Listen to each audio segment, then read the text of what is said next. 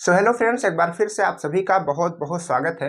आज की वीडियो में हम लोग पढ़ने चल रहे हैं इंडिकेटेड डायग्राम्स के बारे में। और इंडिकेटेड डायग्राम आज हम लोग पढ़ेंगे स्टीम इंजन के लिए।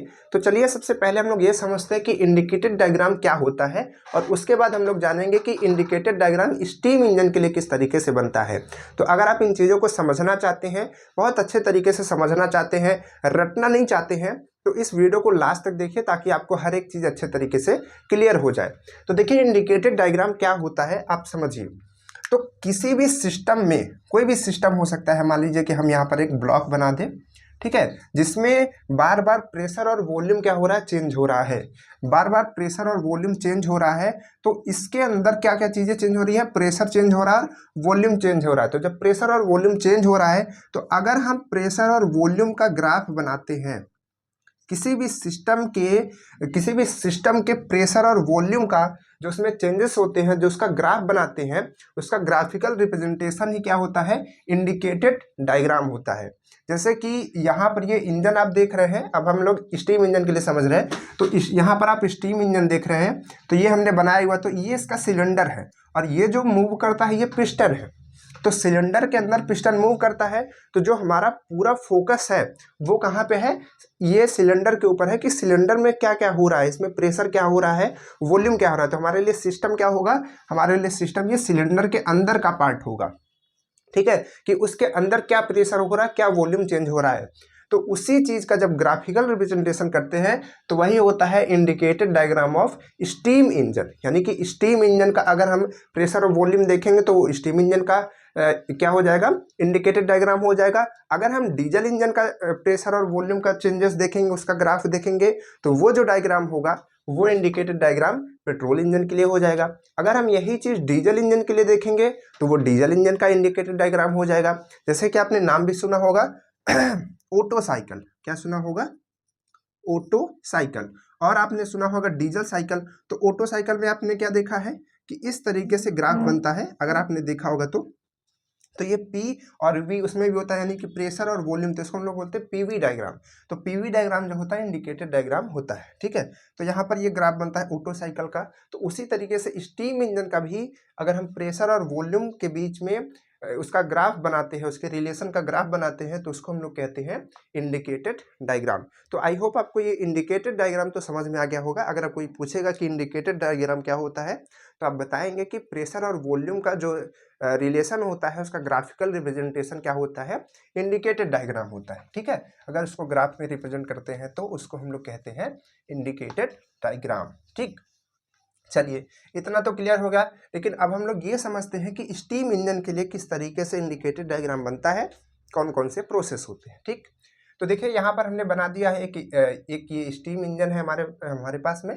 यहाँ से स्टीम इंटर करेगी इधर, ठीक है, और पिस्टन को हीट करेगी, इधर की तरफ जाएगा, फिर पिस्टन इधर आएगा, तो जो स्टीम होगी इसको बाहर करेगा, ठीक। एक एक प्रोसेस को समझाते हैं। तो लेकिन प्रोसेस को तो हम लोग एक्चुअली में होता क्या है ना, कि हम लोग प्रोसेस को अलग समझते हैं और ग्राफ को अलग बनाते हैं, तो हमारे लिए क्या हो जाता है, समस्या हो जाती है। लेकिन हमको करना क्या चाहिए, हमको करना ये चाहिए कि जो हमारा प्रोसेस है वो साथ में होता रहे और साथ में ग्राफ भी बनता रहे। तो तब हमको क्या क्लियर होगा, हमको ये क्लियर होगा कि कौन से ग्राफ के पार्ट में क्या यहाँ पर चेंजेस होता है, यानी कि क्या चेंजेस होगा तो इसमें किस तरीके से ग्राफ बनेगा, ठीक है। तो चलिए यहाँ पर एक कहानी के जैसे सुनिए, ताकि आपको ये पीवी डायग्राम अच्छे तरीके से क्लियर हो जाए। मान लीजिए कि ये जो पिस्टन है, ठीक है, यहाँ पर है, ठीक। अब स्टार्टिंग में क्या होता है, किस तरीके से स्टीम इंजन काम करता है, तो यहाँ पर ये स्टीम इंटर करती है, इसको हम लोग इनलेट वाल्व समझ सकते हैं, ठीक है। हमने यहाँ पर बना दिया, अलग अलग इंजन में अलग अलग इनलेट होता है, कहीं इधर से होगा तो ये जो आउट होगा ये यहीं पास में होगा, ठीक है। तो उससे दिक्कत नहीं है, बस हमको ये समझना है कि ये इनलेट कर रही है स्टीम। तो स्टीम क्या करती है, स्टार्टिंग में यहाँ पर इन करती है, जाती है। तो जब यहाँ पर, क्योंकि ये खुला होगा, ठीक है, यहाँ पर देखिए खुला हुआ है, अभी ये जो रहता है ये बंद रहता है, इसको हम बंद कर देते हैं, ठीक, ये बंद है। तो यहाँ से स्टीम जो है घुसेगी, और यहाँ पर ये जो जगह खाली है इसको हम लोग बोलते हैं क्लियरेंस वॉल्यूम। तो इसमें पिस्टन आगे नहीं आता, पिस्टन केवल यहीं तक आता है। तो इसी में सारी स्टीम भरती है, और जैसे जैसे इतना हाई प्रेशर की स्टीम उसके अंदर जो जाएगी तो पिस्टन को पीछे की तरफ हिट करेगी, और पिस्टन जो है पीछे की तरफ जाने की कोशिश करेगा। तो पिस्टन क्या करेगा, कुछ दूर खिसकेगा। जैसे कि मान लीजिए अब इसको इरेज करके बनाएं, ठीक, थोड़ा सा समय लगेगा समझाने में, बट आपको एकदम क्लियर हो जाएगा आज कि ये चीज़ें क्या होती हैं, ठीक है। तो पिस्टन थोड़ा सा पीछे आएगा। पिस्टन कहाँ तक पीछे आएगा, बहुत ज़्यादा पीछे नहीं आएगा, पिस्टन यहाँ तक पीछे आएगा, ठीक। पिस्टन यहाँ तक आ गया, अभी तक पिस्टन यहाँ पर था, अब पिस्टन यहाँ पर आ गया। तो यहाँ से चलकर पिस्टन कहाँ गया, यहाँ पे गया। तो इसमें आप देख रहे हैं कि जब हमने यहाँ पर स्टीम को इंटर किया तो वॉल्यूम यहाँ पर क्या था, जीरो था लगभग। लगभग वॉल्यूम क्या था, कुछ नहीं था, जो क्लियरेंस वॉल्यूम था उतना ही था। लेकिन जैसे जैसे स्टीम इंटर करती गई वो पिस्टन पीछे खिसकता गया, यहाँ तक आ गया। तो यहाँ से लेकर के यहाँ तक आप देख रहे हैं, तो ये डिस्टेंस ट्रेवल किया, यानी कि जो वॉल्यूम अभी तक इतना था, जगह इतनी थी खाली, अब वो जगह इतनी खाली हो चुकी है। आप देख रहे हैं सिलेंडर में ये जगह खाली है, ज़्यादा खाली हो गई है। तो यानी कि वॉल्यूम यहाँ पर क्या हो रहा है, बढ़ रहा है। अब इसी चीज़ को हम लोग समझते हैं यहाँ पर क्या होता है। तो देखिए यहाँ पर जो इसका इंडिकेटेड डायग्राम बनता है, इसमें दो तरीके से बनता है, एक विथ क्लियरेंस और एक विदाउट क्लियरेंस। तो यहाँ पर आपने देखा कि हमने क्लियरेंस लेकर के बनाया था, क्लियरेंस था छूटा हुआ था, तो उसके हिसाब से बनाएंगे, ठीक। दोनों एक ही जैसा होता है, बट थोड़ा सा क्लियरेंस छोड़ना पड़ता है। तो यहाँ पर पॉइंट नंबर 1 होगा, जब स्टीम इंटर करना स्टार्ट करती है तो उसका जो प्रेशर होता है वो काफ़ी हाई होता है। देखिए उसका प्रेशर काफ़ी हाई होगा, और वॉल्यूम जो होगा थोड़ा सा वॉल्यूम आगे तक होगा, क्योंकि ये वॉल्यूम हम छोड़ते हैं पहले से ही। तो ये वॉल्यूम इतना हो गया और प्रेशर एकदम हाई है, तो पॉइंट कहाँ पर आएगा, यहीं पे आएगा। अब इसके बाद आप देख रहे हैं कि यहाँ से लेकर के हमारा जो पिस्टन था यहाँ पर गया, यहाँ से यहाँ पर गया, तो इसमें जो जगह है वो बढ़ गई, जगह बढ़ गई। तो वॉल्यूम क्या किया, वॉल्यूम तो बढ़ गया, ठीक है, कुछ दूर तक वॉल्यूम जो है बढ़ गया। यानी कि जो वॉल्यूम इतना था, अगर आप इसको डॉटेड करके नीचे लाएंगे तो ये वॉल्यूम इतना है, लेकिन अगर इसको डॉटेड करके लाएंगे तो यहाँ तक की वैल्यू ज़्यादा होगी, ये वैल्यू तो ज़्यादा होगी ना इससे, ये तो छोटा है, ये वैल्यू ज़्यादा होगी। तो यानी कि वॉल्यूम क्या हो गया, बढ़ गया। अब प्रेशर की बात करेंगे तो प्रेशर तो जितना स्टीम में था उतना ही प्रेशर से वो स्टीम आ रही है, ठीक है, उतना ही प्रेशर इस पे लग रहा है। तो प्रेशर कांस्टेंट रहेगा और जो हमारी वॉल्यूम है वो बढ़ जाएगी। तो वॉल्यूम यहाँ से यहाँ तक आ गया, ठीक, और यहाँ से यहाँ तक आ गया।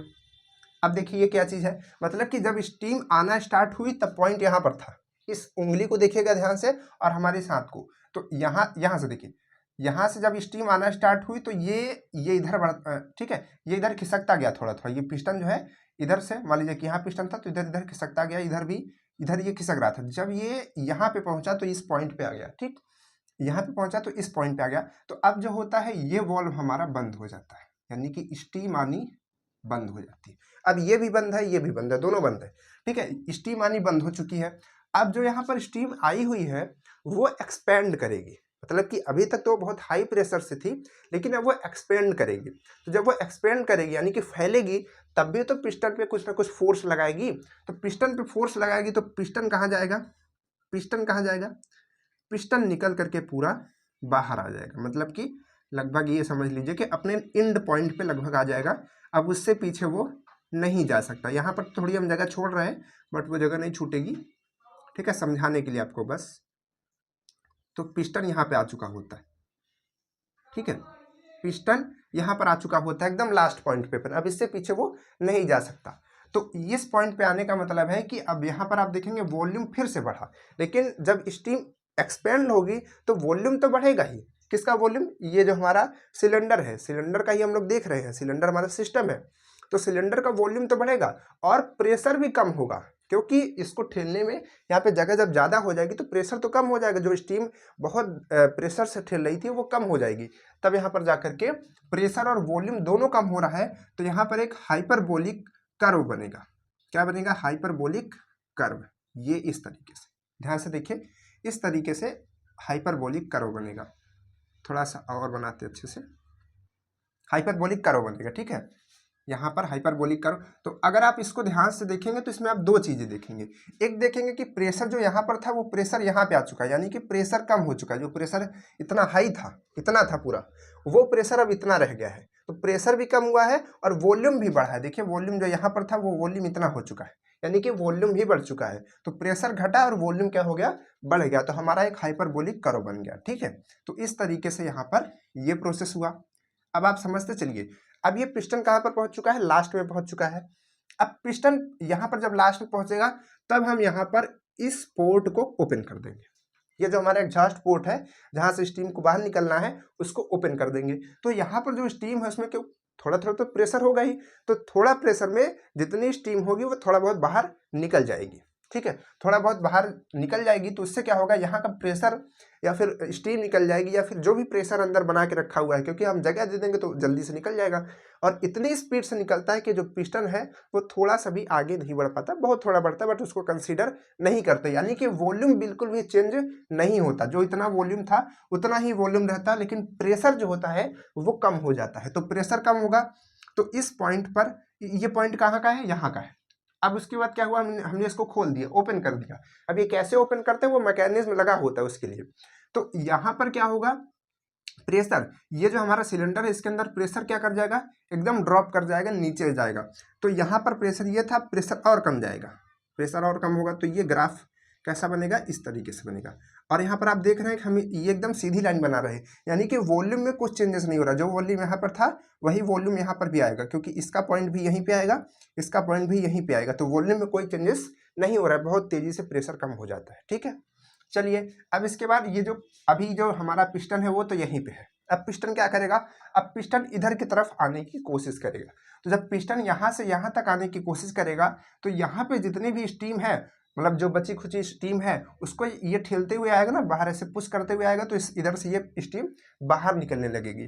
तो यहाँ पर क्या होगा, वॉल्यूम एकदम कम होता चला जाएगा, लेकिन प्रेशर जो है वो कांस्टेंट रहेगा। क्यों, क्योंकि जितना प्रेशर कम होना था वो तो हो चुका है, थोड़ा बहुत बचा हुआ है तो उससे हमको मतलब नहीं है, वो लगभग कांस्टेंट रहेगा। लेकिन जैसे जैसे हमारा ये जो पिस्टन है ये इधर आएगा तो इस चीज का जो जगह है वो कम नहीं होगा। मान लीजिए कि यहाँ से खिसक के यहाँ आ गया तो आप देखेंगे तो इतनी जगह रह जाएगी, बस इतना, यहाँ पे जो जगह इतनी थी वो इतना रह जाएगी। फिर से और आगे आएगा तो जगह जो इतनी थी वो इतनी ही रह जाएगी। तो ये जब इधर आता जाएगा तो वॉल्यूम क्या होता जाएगा, इस चीज का कम होता जाएगा। तो यहाँ पर क्या करेंगे, हम प्रेशर को कांस्टेंट रखेंगे और वॉल्यूम को कम करेंगे। तो वॉल्यूम यहाँ पर तो ज़्यादा ही, इतना ज़्यादा होता है, और इधर आएगा तो कम होगा। ठीक, तो ये ग्राफ इस तरीके से बनेगा, ये ग्राफ बनेगा यहाँ से लेकर के यहाँ तक। ठीक है, ये ग्राफ बनेगा यहाँ से यहाँ तक, ये ग्राफ। ठीक है, यहाँ से लेकर के इधर, एरो इस तरफ लगाइए, इसको हम एरो लगा दे रहे हैं। ठीक है, कंफ्यूज होने की जरूरत नहीं है, यहाँ पर एरो लगा दें इस तरीके से। यहाँ से लेकर के वॉल्यूम एकदम इनिशियल पोजीशन पे आ जाएगा, ये जो है यहाँ पर आ जाएगा। ठीक है, अब यहाँ पर ये जो वॉल्व है ये बंद हो जाएगा, जैसे ही लगभग यहाँ पर पहुँचने वाला होगा ये वॉल्व जो है बंद हो जाएगा, ये वॉल्व बंद हो जाएगा, वो भी अभी बंद ही है। ठीक है, तो ये वॉल्व बंद हो जाएगा तो आप देखेंगे थोड़ी बहुत जो स्टीम बचती है, जो भी स्टीम थोड़ी बहुत बची होगी, जब पिस्टन यहाँ पर आ जाएगा, ये पिस्टन खिसक के अब यहाँ पर आ चुका है। ठीक है, हम बना दे रहे हैं। ठीक, तो ये पिस्टन अब फिर से खिसक करके यहाँ पर आ चुका है। ठीक, तो यहाँ पर आ चुका है। तो यहाँ पे आने का मतलब है कि जो थोड़ी बहुत स्टीम बची हुई है वो क्या करेगी, यहाँ से इस चीज़ को कनेक्ट कर दे रहे हैं। ठीक है, ये इस चीज़ को, ये आगे आ चुका है। तो अभी आगे आ चुका है तो जो यहाँ पे स्टीम थी वो थोड़ी बहुत जो स्टीम बची थी वो दब करके यहाँ पर थोड़ी बहुत कंप्रेस होकर के रहेगी। ये जो जगह खाली है, हमारा क्लियरेंस वॉल्यूम है, वहाँ पर थोड़ी बहुत स्टीम दबी रहेगी। तो उसमें क्या होता है, इसमें ये जो है कंप्रेस होती है, यानी कि जो स्टीम है थोड़ा सा कंप्रेस होती है, तो उसका जो प्रेशर है वो फिर से इनिशियल पे पहुंच जाता है, यानी कि इस पॉइंट पर लगभग पहुंच जाता है। और वॉल्यूम उसमें चेंज नहीं होता, क्योंकि यहाँ पर बहुत थोड़े समय के लिए रुकता है, तब तक में प्रेशर जो है ऊपर चला जाता है और ये आगे तो अब जा नहीं पाएगा, तो वॉल्यूम जो है कांस्टेंट रहेगा। तो यहाँ से वॉल्यूम कांस्टेंट रहेगा। आप देख रहे हैं ये लाइन जो हम बना रहे हैं, यहाँ पे जो वॉल्यूम होगा वही वॉल्यूम यहाँ पर भी होगा। ठीक, थोड़ा सा सीधी लाइन बना दे। ठीक, तो सेम वॉल्यूम यहाँ पर होगा। तो ये प्रोसेस ऐसा होगा। अब उसके बाद जब इस पॉइंट पे पहुंचेगा, दैट मीन्स कि फिर से अब ये वॉल्व खुलेगा और स्टीम अंदर आएगी, फिर से उसको वही करेगी, फिर से पीछे आएगा। इसी तरीके से ये पूरा जो साइकिल है वो चलती रहेगी। साइकिल का मतलब क्या होता है कि एक पॉइंट से स्टार्ट करके लास्ट में फिर से उसी पॉइंट पे पहुंचना, इस तरीके से ये काम ऐसे होता रहेगा। तो आई होप आपको ये क्लियर हो गया होगा कौन कौन से प्रोसेसेस होते हैं। अब ये तो ग्राफ बन गया हमारा इस चीज़ से, लेकिन इसको हमको पॉइंट भी करना होता है, इसमें नाम भी लिखना होता है। तो देखिए हमने स्टार्ट कहाँ से किया था, यहाँ से, तो इसको हम कहेंगे पॉइंट नंबर 1। क्या कहेंगे, पॉइंट नंबर 1। एक सेकेंड, थोड़ा ये पॉइंट नंबर 1 कहेंगे। इसके बाद इसको कहेंगे पॉइंट नंबर 2, भी सबका नाम बताते हैं। इसके बाद ये हो गया पॉइंट नंबर 3, ये पॉइंट हो गया 4, ये पॉइंट हो गया 5। तो अब देखिए ये जो पॉइंट नंबर 1 से लेकर के 2 तक का प्रोसेस है, इसमें क्या होता है, यहाँ से स्टीम आना स्टार्ट होती है और यहाँ तक में, यानी कि जब पिस्टन यहाँ से लेकर के थोड़ा ही चलता है उतना स्टीम आती है, उतने देर तक आती है, यानी कि जब यहाँ से लेकर के यहाँ तक चलता है तब तक तो स्टीम आती है, लेकिन आधे पे लगभग पहुँचता है जब, तब स्टीम आना बंद हो जाती है। तो यहाँ पर देखेंगे आप कि यहाँ से लेकर के यहाँ तक तो हमारा वॉल्यूम बढ़ रहा था, यहाँ से वॉल्यूम बढ़ रहा था, स्टीम भी आ रही थी, लेकिन उसके बाद वॉल्यूम बढ़ना, मतलब वॉल्यूम तो बढ़ता है लेकिन स्टीम आना बंद हो जाती है। तो ये जो हमारा सेकंड पॉइंट होता है इसको हम लोग कहते हैं cut off point. Cut off point का मतलब होता है कि वहाँ से स्टीम जो है कट गई है, अब वहाँ से स्टीम आगे नहीं आएगी, अब एक्सपेंड होगी तब जो हमको वर्क मिलेगा वो मिलेगा, लेकिन अब स्टीम आना बंद हो चुकी है, कट गई है। ठीक है, इस तरीके से आप इसको समझ सकते हैं कि इसको कट ऑफ पॉइंट बोलते हैं।